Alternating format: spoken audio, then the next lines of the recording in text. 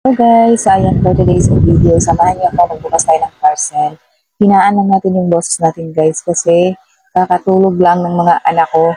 Lalong-lalo na si Katalea guys. Nagmumuriot siya ngayon. Actually, kanina pa siya gising mga alas 5 ng hapon. Ngayon lang siya natulog mga Jai, mag alas 11 na. Naglangi ang bata Jai. Ayan, buksan natin tong parcel guys. Kay Ate Mika nga pala to. Kanina ko pa talaga ito gusto buksan, kaya lang hindi ko malapag-lapag si baby. Kasi umiiyak siya. Natutulog lang siya kapag karga ko. Pag ilalapag ko siya, umiiyak. Kaya nakatulog na lang si Ate Mika, kakahintay. Ayan, hindi ko pa nabuksan. Ayun, tulog na silang tatlo. Si Katalea, si Samantha, si Ate Mika. Dura natin. Sino mo na yung muna ang dry? Pwede naman yung dapuag na. Law katulog. Ito yung binili ko para kay Ate Mika kasi sa Ate Mika nga pala, ang dami niyang damit pero ayaw na niyang suotin. Kagaya ng mga dress, mga short, palda. Ayaw na niya ng ganong mga damit guys. Gusto niya mga cargo pants, mga jeans, yung malalaki, maluluwag. Ganun yung mga gusto niya ngayon. Ganyan yung mga type niya ngayon damit. Kaya ngayon, binilhan ko siya ng pang pasok lang sa eskwela kapag hindi siya nag-uniform. Ang ganda nitong binili ko guys, 11 to 14 years old. Kasi si Ate Mika 11 na siya. Ito yung una kong binili para sa kanya. Ito siya guys.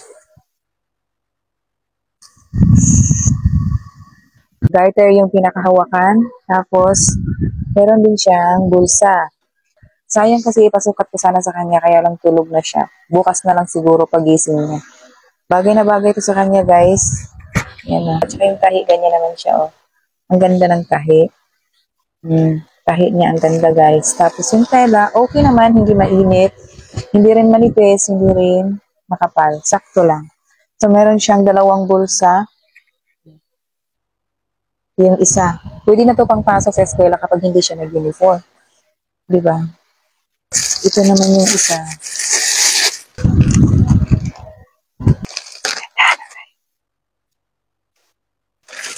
Bet ko tong isa guys, tingnan nyo.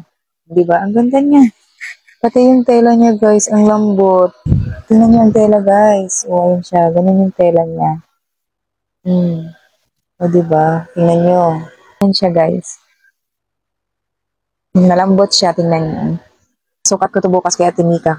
Kasyang-kasya ba sa kanya? Pwede na to pang lakad, pang pasok sa school kapag hindi siya nag-uniform. O, diba? Ang ganda. Kaya kung gusto niyo rin ng ganitong pants para sa mga anak niyo guys, maglalagay ako ng link sa comment section. Yan, tingnan niyo naman, ang ganda, di ba? So, yun lang. Salamat. So guys, ayan for today's video. Samahan niyo ako magbukas tayo